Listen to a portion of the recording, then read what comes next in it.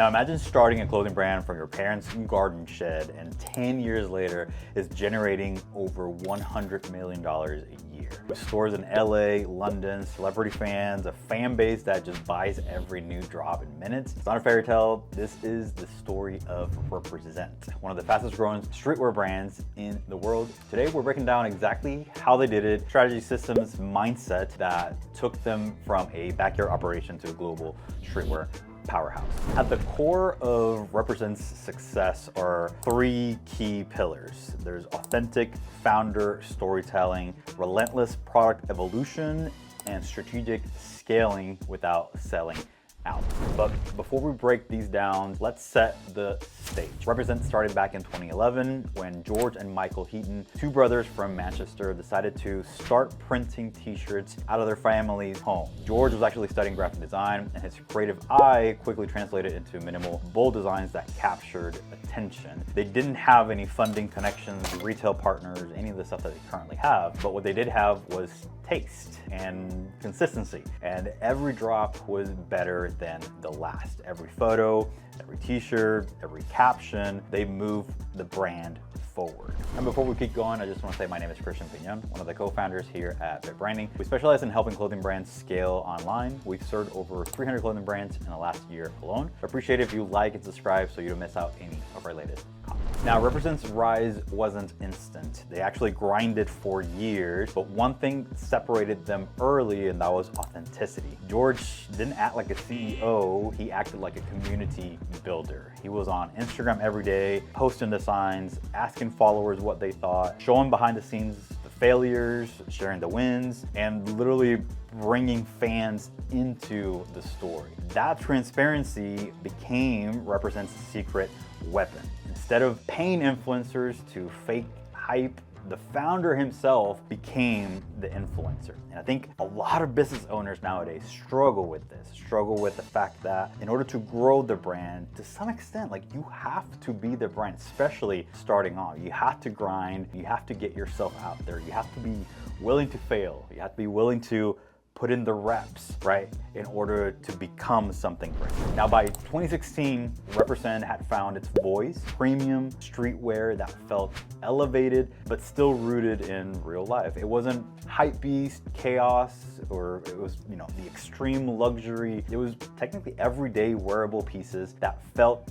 aspirational. When fans saw George wearing a sample, they knew it wasn't a staged marketing shoot, it was his real outfit. It's actually the clothing that he wore. And this is another key point in here, that a lot of times your market audience, your perfect customer avatar will be you, will be what you are aspiring to. In 2025, authentic founder content beats influencer ads almost every single time. Even founder-led organic Instagram accounts, right? They beat Bit Branding's, Instagram account. Like, the founder's personality is the brand voice, especially as you're growing. You can't necessarily outsource that. That's you. Now, storytelling alone doesn't make a brand hit 100 million. Represent built a repeatable product and marketing system that keeps customers coming back week after week. And they call this the drop model. So instead of traditional fashion seasons, they release weekly drops, limited runs, exclusive colorways, and premium fits. Now, this does two things.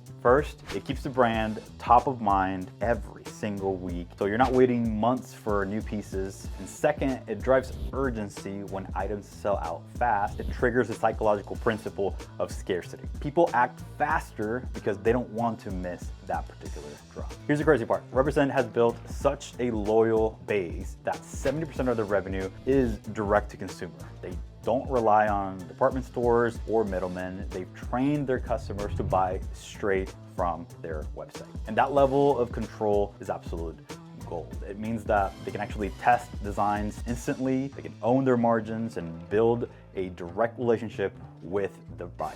Now, if you are building your own clothing brand, think about this. Are you training your audience to check your site every week, or only when you actually drop a sale? Consistency is currency in 2025. Now let's talk about scaling, because at some point, every brand hits that wall where founders just can't do it all. And for Represent, that moment came around 2021. They were actually doing tens of millions a year, but operations were messy. Inventory was hard to manage, forecasting was off, and they needed systems. And that's when they made one of their smartest moves, and they actually hired a CEO. Paul Spencer, a veteran from Adidas and Puma, joined to build infrastructure. I'm talking about logistics, HR, analytics, merchandising systems, everything that could support their global scale. And obviously that decision frees the Heaton brothers to focus on product, on content, community, right? The parts that only they could do. This is a critical lesson. At some point, creative founders must become visionaries, not managers. So if you're running your own clothing brand, ask yourself, are you spending your time building the brand or just kind of keeping it alive? Because the shift from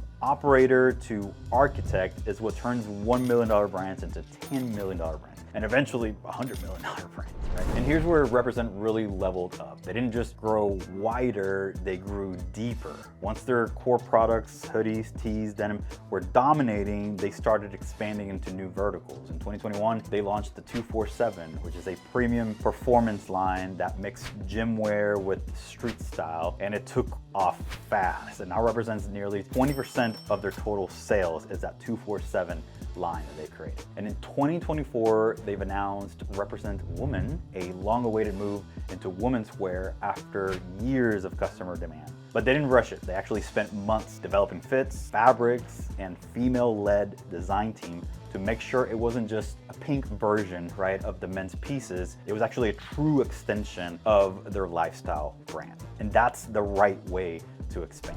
Too many brands try to jump into new categories before their core is actually strong, and they dilute themselves too much. Represent waited until their audience was asking for it. If your brand isn't yet at 7 figures, focus on making one product just undeniably great before you chase 10 new shiny ones.